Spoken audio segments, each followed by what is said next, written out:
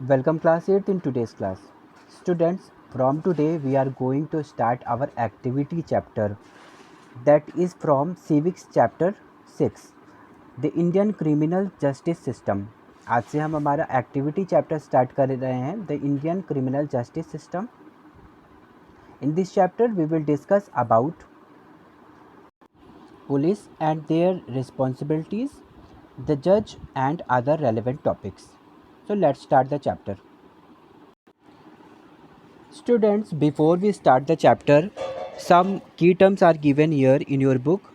Let's discuss about each key terms because they will help us to understand the whole chapter. First key term is bail. What is bail? Money paid by an accused for not appearing for trial. Bail क्या होती है?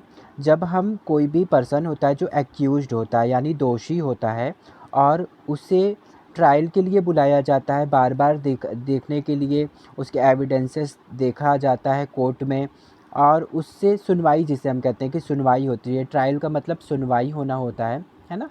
तो कई बार क्या होता है कि हम मनी पे कर देते हैं. जब बहुत छोटा कोई जुर्म होता है, छोटा क्राइम होता है, तो वहाँ पर हम मनी पे कर देते हैं इस श्योरिटी के साथ कि दोबारा इस तरह का कोई भी क्राइम उस एक्यूज्ड पर्सन के द्वारा नहीं किया जाएगा, है ना. तो इस प्रोसेस को हम बेल कहते हैं. Clear. Second is charge sheet. A written report prepared by the investigating officer based on his her findings. Chargesheet क्या होती है? जब हम कोई भी तरह का रिपोर्ट लिखाते हैं, कोई भी कंप्लेंट जो कि हम हमारे पास के पुलिस स्टेशन पर कर देते हैं, ठीक है. अब हमारी कंप्लेन के अकॉर्डिंग जो पुलिस ऑफिसर होगा या वो इन्वेस्टिगेटिंग ऑफिसर होगा, वो इन्वेस्टिगेट करता है ना, जांच पड़ताल करता है. और जो भी चीज़ उसने फाइंड आउट किया, जो भी उसको प्रूफ मिले, एविडेंसेस मिले, किसी से भी उसने किसी भी तरह के क्वेश्चंस पूछे, क्या रिप्लाईज़ मिली या जो कुछ भी उसने ऑब्ज़र्व किया चेकिंग करने के बाद, है ना, उसको वो एक रिपोर्ट में प्रिपेयर कर देता है. सारी चीज़ें राइट डाउन कर देता है, लिख देता है कि मुझे मेरी फाइंडिंग में ये चीज़ें मिली सारे इन्वेस्टिगेशन में, ठीक है. और इसी रिपोर्ट को, इसी जो पेपर को वो जो प्रिपेयर कर रहा है वो पुलिसमैन या वो इन्वेस्टिगेटिंग ऑफिसर चार्ज शीट कहते हैं. Clear. Next is detention. Keeping in custody. Detention क्या होता है? कस्टडी में रखना किसी को डिटेंशन कहलाता है. जैसे कोई भी पर्सन जिसके ऊपर कोई भी तरह का आरोप लगा है, दोष लगा हुआ है, लेकिन अभी वो प्रूव नहीं हुआ है ना, और जब तक कोई भी चीज़ प्रूव नहीं हो जाती हम उसे पनिशमेंट तो नहीं दे सकते, हम प्रिजन में नहीं डाल सकते उसको, ठीक है. लेकिन हम उसे फ्री भी नहीं छोड़ सकते क्योंकि हो सकता है कि वो भाग जाएगा या हो सकता है कि वो और बड़ा क्राइम करना शुरू कर सकता है, कुछ भी हो सकता है. तो ऐसे टाइम पे जब तक कि कोई भी चीज़ की श्योरिटी नहीं हो जाती, कोई भी चीज़ प्रूव नहीं हो जाता, तब तक पुलिस उस एक्यूज्ड पर्सन को क्या करती है? कस्टडी में रखती है, अपने पास सुरक्षित रखती है, ठीक है. और इसी को डिटेंशन कहा जाता है. Next is evidence. Evidence means proof. किसी भी तरह का जो भी प्रूफ होता है जो कि जस्टिस सिस्टम के में ढूंढा जाता है, फाइंड आउट किया जाता है ना, वो जो सबूत होते हैं उन एविडेंसेस को हम प्रूफ कहते हैं.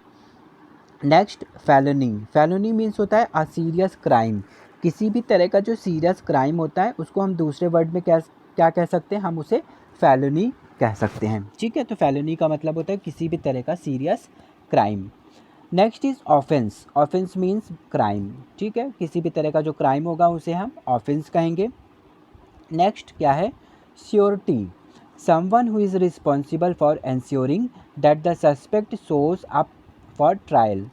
ट्रायल मैंने बताया, ट्रायल क्या होता है कि जब किसी भी एक्यूज्ड पर्सन को सुनवाई के लिए बुलाया जाता है ना, अपनी बातें प्रूव करने का मौका दिया जाता है, बातचीत की जाती है, डिस्कशन किया जाता है और एविडेंसेस देखे जाते हैं ना. तो उस टाइम को यानी उस ट्रायल के टाइम पर जो पर्सन उस एक्यूज्ड पर्सन के साथ जाता है ना, देखने के लिए कि हाँ ये ऐसी चीज़ें हो रही हैं, है ना, उसको क्या कहेंगे? उसे श्योरिटी कहते हैं, ठीक है. नेक्स्ट है ट्रायल. ट्रायल पहले भी समझा. A formal examination of evidence in court by a जज to decide if the accused is guilty or not. जो सुनवाई का टाइम होता है, जिस टाइम पर एक्यूज्ड पर्सन को बुलाया जाता है उसके एग्जामिनेशंस होते हैं, मतलब कि चेक किया जाता है उसकी बातों से और बाकी दूसरे लोगों की भी बातों से, दोनों पार्टीज़ की बातें सुनी जाती हैं और उनके बेसिस पे ये तय करना कि वो एक्यूज्ड पर्सन, वो दोषी जिसे कहा जा रहा है, वो वास्तव में गिल्टी है, दोषी है या नहीं है ना। इस प्रोसेस को हम ट्रायल कहते हैं। Next is warrant, permission from court to arrest a suspect. जब ट्रायल हो जाता है, ट्रायल के बाद जब ये भी प्रूव हो जाता है कि ये पर्सन गिल्टी है, तो कोर्ट क्या करता है, कोर्ट परमिशन दे देता है कि उस सस्पेक्ट पर्सन को अरेस्ट कर लिया जाए, है ना। और वो जो लेटर होता है जो कोर्ट प्रोवाइड कर रहा है पुलिस ऑफिसर्स को कि सस्पेक्ट पर्सन को, एक्यूज्ड पर्सन को अरेस्ट कर लिया जाए, वो लेटर, वो पेपर वारंट कहलाता है। विदाउट वारंट कोई भी पुलिस ऑफिसर किसी को भी अरेस्ट नहीं कर सकता, ठीक है। कस्टडी में रख सकते हैं पर हम अरेस्ट नहीं कर सकते। लास्ट है witness, a person who is present when an offence takes place, ठीक है। कोई भी ऑफेंस हो रहा है, कोई भी क्राइम हो रहा है, उस टाइम पर कोई एक ऐसा पर्सन जिसने ऑफेंस होते हुए देख लिया, है ना, जो भी क्राइम हो रहा है उसको होते हुए उसने देख लिया, तो वो पर्सन क्या कहलाएगा, वो विटनेस कहलाएगा, है ना, आई विटनेस कहलाएगा। सबूत के तौर पर हम उसको प्रेजेंट भी कर सकते हैं। तो विटनेस क्या होता है, विटनेस होता है कोई भी प्रेजेंट पर्सन जो कि उस ऑफेंस होने के टाइम पर प्रेजेंट था। Let's start the chapter. अब चैप्टर की तरफ बढ़ते हैं और हम समझते हैं कि कई बार हम लोगों ने देखा है कि कोई भी पर्सन जो कि लॉ ब्रेक कर रहा है ना, कानून को तोड़ रहा है, कॉन्स्टिट्यूशन के अगेंस्ट जा रहा है, लॉ के अगेंस्ट जा रहा है या किसी भी तरह का गलत काम कर रहा है, तो हम क्या सोचते हैं, हम डायरेक्टली सोच लेते हैं कि हम पुलिस को बुलाएंगे और इसे अरेस्ट करा देंगे, है ना।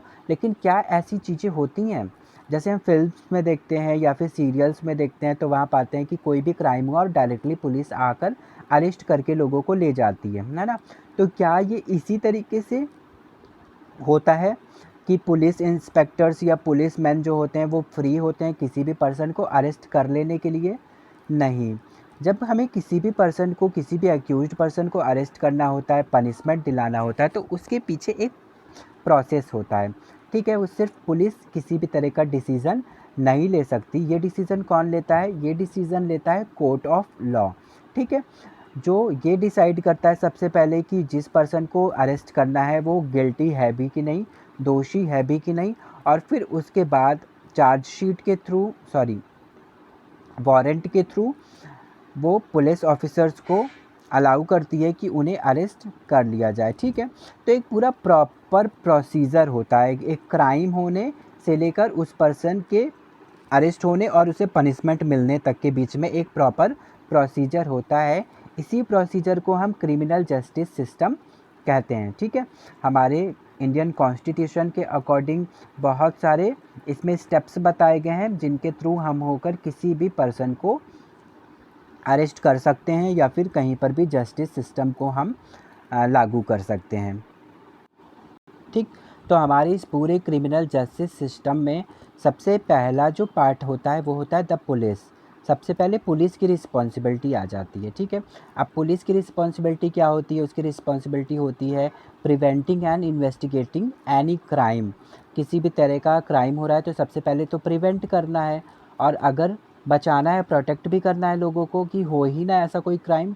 लेकिन अगर हो जाता है तो पुलिस की रिस्पॉन्सिबिलिटी है कि वो इन्वेस्टिगेट करेगा, वो जांच पड़ताल करेगा, और वो किसी भी लोगों तरह के लोगों के जो स्टेटमेंट्स होंगे, जो विटनेस है किसी क्राइम के होते समय जो लोग प्रेजेंट थे, ऐसे लोग विटनेस कहलाते हैं। तो उन विटनेस के जो स्टेटमेंट्स होंगे, कुछ जो भी रिकॉर्ड्स वो मेंटेन करेगा, जो भी एविडेंस उसने फाइंड आउट किया होगा, है ना, उन सब चीज़ों के बेसिस पे पुलिस क्या करती है, एक्शन लेती है, ठीक है।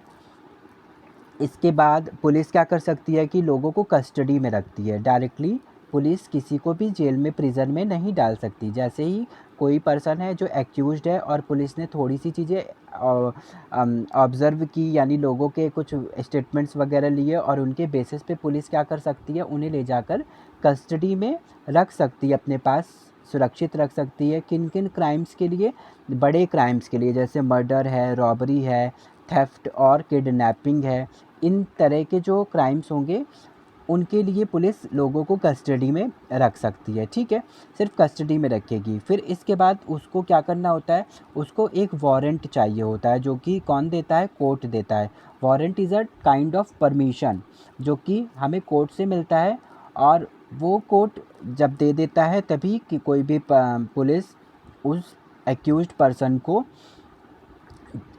जेल के अंदर रख सकती है, ठीक है। हमारा इंडियन कॉन्स्टिट्यूशन पुलिस को ये पावर प्रोवाइड नहीं करता है कि वो खुद डिसाइड कर ले कि कोई भी पर्सन गिल्टी है या नहीं है, ठीक है।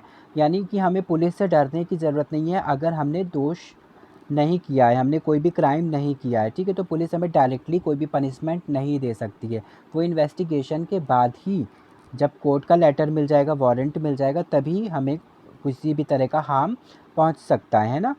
तो ये सारी चीज़ें होती हैं। इनके अलावा ह्यूमन राइट आर्टिकल 22 जो कि हर पर्सन को प्रोवाइड करता है कुछ राइट्स। अगर कोई भी पर्सन है जो अरेस्ट किया जा रहा है ना, तो ह्यूमन राइट आर्टिकल 22 के थ्रू उसे कुछ राइट्स भी मिले हैं साथ में। हमारा इंडियन कॉन्स्टिट्यूशन कुछ राइट्स भी प्रोवाइड कर रहा है कि अगर कोई पर्सन अरेस्ट हो रहा है तो उसके साथ किस तरह का बिहेवियर, किस तरह का व्यवहार होना चाहिए, ठीक है। तो अगर कोई पर्सन है जो अरेस्ट हो रहा है तो उसके साथ क्या क्या होना चाहिए। सबसे पहले he should be informed about the offence for which he she is arrested. सबसे पहली चीज़ होती है कि जब हम किसी को अरेस्ट कर रहे हैं, पुलिसमैन किसी को अरेस्ट कर रहा है, तो उस पर्सन का, जो अरेस्ट होने जा रहा है पर्सन, उसका राइट है कि उसे पता चले कि उसे किस ऑफेंस की वजह से, किस दोष की वजह से, किस डाउट की वजह से अरेस्ट किया जा रहा है, ठीक है। अगर कोई भी पुलिसमैन है जो कहता है कि चलो जेल में बताएंगे, या चलो बाद में बताएंगे, पहले तुम चलो, या कुछ इस तरह से करता है, तो इसका मतलब है कि हमारा जो ह्यूमन राइट दिया गया आर्टिकल 22 के थ्रू, वो उसके अगेंस्ट जा रहा है, ठीक है। तो हमें राइट है कि सबसे पहले हमें पता तो चले कि हम किस चीज़ के लिए अरेस्ट किए जा रहे हैं, हमारा दोस्त क्या है, ठीक है। सेकंड क्या राइट दिया गया, right to consult a lawyer of one's own choice. दूसरा है कि अगर कोई पर्सन चाहता है कि हमें लॉयर हायर करना है, कंसल्ट करना है लॉयर से, उसकी हेल्प के साथ हम अपनी बातों को प्रूव करने की कोशिश करेंगे, और वो भी हमारे खुद के चॉइस का लॉयर, तो ये भी हमारा राइट है, ठीक है। कोई पुलिसमैन, कोई सेकंड पार्टी, कोर्ट, या कोई भी पावरफुल पर्सन हमें मना नहीं कर सकता कि नहीं ये लॉयर नहीं लोगे, तुम ये वाला लॉयर लोगे, ठीक है, या फिर तुम लॉयर नहीं लोगे, अब सारी चीज़ें प्रूव हो गई हैं, तुम ही दोषी हो, ऐसा वो नहीं कह सकता है, ठीक है। तो हम, हमारे पास राइट है कि हम कंसल्ट कर सकते हैं अपने ओन चॉइस से किसी भी लॉयर को। Next is to be presented before a magistrate within 24 hours of arrest. इसके अलावा अरेस्टेड पर्सन का राइट होता है कि 24 घंटों के अंदर उसे मैजिस्ट्रेट के सामने प्रेजेंट किया जाए, ठीक है। अब हो भी सकता है कि जिसे अरेस्ट किया गया है केवल डाउट की वजह से अरेस्ट किया गया है, और वो सच में गिल्टी पर्सन नहीं है, लेकिन उसे फिर भी हफ्ते भर से पुलिस अपने कस्टडी में रखे हुई है। तो कहीं ना कहीं ह्यूमन राइट्स तो उसके जा रहे हैं ना, वो एक्सप्लॉइट तो हो ही रहा है, ठीक है। उसके साथ बहुत, मतलब वो फ्री नहीं है, इंडिपेंडेंट नहीं है, अपना मन का नहीं कर पा रहा है, जैसे भी जो भी चीज़ें उसकी चल रही थी लाइफ में, वो कहीं ना कहीं रुकावट आ जाती हैं, है ना। तो वो अपने राइट्स को भी इंजॉय नहीं कर पा रहा है। तो सबसे पहली चीज़ क्या होगी कि उसका राइट है कि उसे 24 आवर्स के अंदर ही, अरेस्ट होने के 24 आवर्स तक में ही मैजिस्ट्रेट के सामने प्रेजेंट करना होगा, ताकि मैजिस्ट्रेट ये डिसाइड कर सके कि अब आगे क्या होना है। कभी कभी मैजिस्ट्रेट के पास जाकर ही सारी बातें सॉल्व हो जाती हैं, और वहीं पर जो केस होता है वो बंद हो जाता है, यानी कुछ भी जुर्माना लेकर पैसे के थ्रू, या फिर आपसी बातचीत के थ्रू वो चीज़ों को ख़त्म कर दिया जाता है, ठीक है। और कई बार जब बातें ज़्यादा बड़ी होती हैं, क्राइम ज़्यादा बड़ा होता है, तो मैजिस्ट्रेट फिर आगे के स्टेप को कंटिन्यू कराता है, ठीक है। तो ये चीज़ें होती हैं। नेक्स्ट है to not be tortured while in police custody. Police उसे जब तक अपनी कस्टडी में रखती है, जब तक वो एक्यूज्ड पर्सन पूरी तरीके से गिल्टी साबित नहीं हो जाता है, तो पुलिस उन्हें टॉर्चर नहीं कर सकती, ना फिज़िकली टॉर्चर कर सकती है, ना मेंटली कर सकती है। किसी भी तरह से चिल्लाना, डांटना, मारना, डराना, धमकाना कुछ भी पुलिस नहीं कर सकती है, ठीक है। तो जब वो कस्टडी में है तो उसका राइट है कि पुलिस उसे रिस्पेक्ट के साथ ठीक ढंग से बातचीत करेगी, और किसी भी तरीके से टॉर्चर नहीं करेगी। नेक्स्ट क्या राइट है, admission made in police detention can not be treated as a proof against accused, ठीक है। किसी भी तरह की बातचीत जो पुलिस और उस एक्यूज पर्सन के बीच में हुई, ठीक है, जो पुलिस स्टेशन में हुई, उन बातचीत के बेसिस पे कोई भी तरह का डिसीज़न कोर्ट नहीं लेगा, ठीक है। कोर्ट उन्हीं चीज़ों को बेस बना के लेगा, डिसीज़न लेगा जो कोर्ट में हो रहे हैं, ठीक है। अब कोई पुलिसमैन किसी भी तरह से बातचीत कर रहा है और उसी बातचीत को उसने एक प्रूफ की तरह ट्रीट करा और दिखा दिया कि ये इस तरह से उसने यहाँ पर मतलब मैं उसके बिहेवियर से मैंने ये ऑब्ज़र्व किया था और यही क्रिमिनल पर्सन है ना, तो ये नहीं हो सकता है, ठीक है। तो पुलिस कुछ भी जो कर रही है, जो पुलिस स्टेशन में हो रहा है, कस्टडी के टाइम हो रहा है, उसका कुछ भी रिलेशन, कुछ भी उसके बेसिस पे कोई भी रिज़ल्ट नहीं कोर्ट शो करेगा, ठीक। कोई भी डिसीज़न उसके बेसिस पे नहीं लेगा। नेक्स्ट क्या है, boys below 15 years of age and women can not be called to police station for questioning. कई बार होता है कि पुलिस स्टेशन पर क्वेश्चनिंग के लिए पूछताछ के लिए बुलाया जाता है, ठीक है। तो वो बॉयज़ जो कि बिलो 15 ईयर्स हैं, 15 साल से छोटे बच्चे हैं, अगर उन्होंने वो कोई भी क्राइम होते हुए देख भी लिया है, तो भी पुलिस अगर उनसे जांच पड़ताल करना चाहती है, कुछ पूछना चाहती है, तो वो उनके घर जाएगी, ठीक है। सेम विद विमेन, विमेन के साथ भी सेम होगा कि अगर कोई महिला है तो उनके पास पुलिस को खुद जाना होगा और जो भी उनको उनसे स्टेटमेंट्स लेने हैं, जो भी उनसे डिस्कस करना है, वो उनके घर जाकर करेंगे, ठीक है। तो विमेन को बुलाएंगे नहीं, थाने में हम बुला नहीं सकते पुलिस स्टेशन पे कि हमें आपसे बातचीत करना है, कुछ पूछना है, इसलिए आ जाइए। और 15 साल से छोटे बच्चे को भी हम नहीं बुला सकते, ठीक है। 15 ईयर्स के बाद बॉयज़ को बुलाया जा सकता है पुलिस स्टेशन में फॉर क्वेश्चनिंग, ठीक है। तो ये कुछ राइट्स हैं।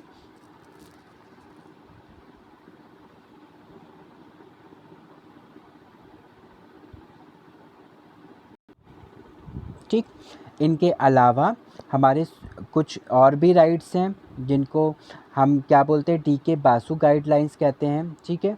जिसके थ्रू कुछ गाइडलाइंस दी गई हैं जिनको भी फॉलो करना पड़ता है। तो क्या क्या गाइडलाइंस हैं, जैसे सबसे पहली गाइडलाइन क्या है, police personnel who make an arrest or interrogate a suspect must wear liquid precise and discernible identification with name and his her designation. क्या होना चाहिए कि जब कोई भी पुलिसमैन है जो कि किसी को अरेस्ट करने जा रहा है, तो सबसे पहले उसकी खुद की रिस्पॉन्सिबिलिटी है कि जब वो किसी को सस्पेक्टेड पर्सन को अरेस्ट करने जा रहा है या कुछ भी पूछताछ करने जा रहा है, तो उसे साफ़ सुथरा यूनिफॉर्म अपना पहनना है, ठीक है। इनके अलावा एक अच्छा आइडेंटिफिकेशन के लिए जो भी उनको आई कार्ड्स दिए गए हैं, है ना, जिसमें उनका नाम और उनका डेजिग्नेशन यानी उनका पोस्ट भी लिखा हुआ होना चाहिए, सब कुछ क्लियरली विजिबल होना चाहिए, ठीक। और अगर कोई पर्सन मांगता है कि नहीं पहले अपना आइडेंटिटी कार्ड दिखाइए, आप अपना मुझे प्रूव करिए कि आप पुलिस ऑफिसर हैं या पुलिस स्टेशन से के कोई भी ऑफिसर है, इन्वेस्टिगेटिंग ऑफिसर है, जो भी आपका पोस्ट है वो मुझे शो करिए, तो पुलिस की रिस्पॉन्सिबिलिटी है, पुलिस की ड्यूटी है कि वो चीज़ उसको दिखाना ही पड़ेगा, ठीक है। पुलिस ये नहीं कह सकता कि उन्होंने सिर्फ वर्दी पहनी हुई है, अपना यूनिफॉर्म पहना हुआ है और उसके बेसिस पे वो ज़बरदस्ती किसी के साथ भी कुछ भी करेगा, ठीक है। तो ये नहीं कर सकते हैं, जब तक हमारा राइट है कि हम जब तक खुद नहीं संतुष्ट हो जाते, सेटिस्फाइड हो जाते कि हाँ ये पर्सन पुलिस मेंबर है, पुलिस पर्सन है और ये हमें चाहे चाहे तो अरेस्ट करने आया हो कस्टडी के लिए, चाहे किसी भी तरह का पूछताछ करने आया हो, तब तक वो नहीं कर सकता, ठीक है। तो सबसे पहले सेटिस्फाइड होना ज़रूरी होता है और इस चीज़ के लिए पुलिस को ये काम करना ही होता है। सेकंड क्या है, a memo containing date and time of the arrest should be prepared while taking a suspect into custody. It should bear the sign of at least one witness, maybe a relative, and countersigned by the arrested person. क्या होता है कि जब किसी भी person को arrest किया जा रहा है तो एक मेमो तैयार किया जाता है। मेमो का मतलब होता है एक रिकॉर्ड की तरह हम तैयार करते हैं। जब पुलिस किसी को अरेस्ट कर रहा है तो उस पेपर पर, उस मेमो में क्या लिखेगा, डेट एंड टाइम लिखेगा, जिस टाइम पर जिस डेट को अरेस्ट किया जा रहा है ना, और उससे रिलेटेड कुछ और डिटेल्स भी भरेगा। साथ में एक कम से कम एक विटनेस का सिग्नेचर वहाँ पर लगेगा, चाहे, ठीक है, कि हम देख लीजिए इनके सामने हमने इस पर्सन को अरेस्ट किया है, ठीक है। और वो पर्सन जो होगा, जो विटनेस पर्सन होगा, वो चाहे तो उस अरेस्टेड पर्सन का रिलेटिव होगा या आसपास का कोई भी पर्सन होगा, कुछ भी हो सकता है, ठीक है, कोई भी एक रिलेशन हो सकता है उनके साथ। और वो सारे डिटेल्स तैयार करके, सारी चीज़ें, डेट, टाइम, रीजंस और डिटेल्स लिखने के साथ, उस विटनेस पर्सन के साइन होने के साथ वो मेमो तैयार करना पड़ता है पुलिस ऑफिसर को, ठीक है। नेक्स्ट क्या कह रहा है, in case the memo is signed by someone other than a family member then the arrested or detained person has the right to inform relative or friends, ठीक है। अब मान लेते हैं कि कोई पर्सन है जो कि किसी भी रीज़न की वजह से आउट ऑफ सिटी रहता है, अपने नेटिव सिटी में नहीं रहता है, ठीक है, अपने जो भी उसका घर है वहाँ पर नहीं रहता है। अब यहाँ पर पुलिसमैन उनको अरेस्ट करने आए हैं और जब विटनेस की ज़रूरत पड़ रही तो कोई रिलेटिव उनके पास नहीं है, तो कोई भी एक नेबर आकर साइन कर जाता है, ठीक है, साइन कर देता है। तो ऐसे कंडीशन में पुलिस का ये रिस्पॉन्सिबिलिटी है कि वो उस पर्सन के रिलेटिव्स और फ्रेंड्स को भी इन्फॉर्म करे, ठीक है, कि हम आपके बेटे को, हम आपके भाई को या हम आपके इस फैमिली मेम्बर को अरेस्ट करके ले जा रहे हैं, ठीक है। तो ये इन्फॉर्म करना है ना, ये भी उनका राइट होता है कि अरेस्टेड पर्सन का राइट होता है कि उसके फैमिली मेम्बर्स को, उसके फ्रेंड्स को, उनके रिलेटिव्स को इन्फॉर्म किया जाए, किसी को इन्फॉर्म किया जाए अरेस्ट होने के बारे में, ठीक है। नेक्स्ट में क्या कहता है, इफ़ फ्रेंड्स और family live outside the district then the police should inform the time, place of arrest and place of detention within 8 to 12 hours of the arrest, ठीक है। और दूसरा क्या होता है कि जब हम लेके जा रहे हैं, उनको अरेस्ट करके जा रहे हैं, तो हमने फ़ोन कॉल के थ्रू या किसी भी थ्रू रिलेटिव्स और फ्रेंड को इन्फॉर्म कर देंगे।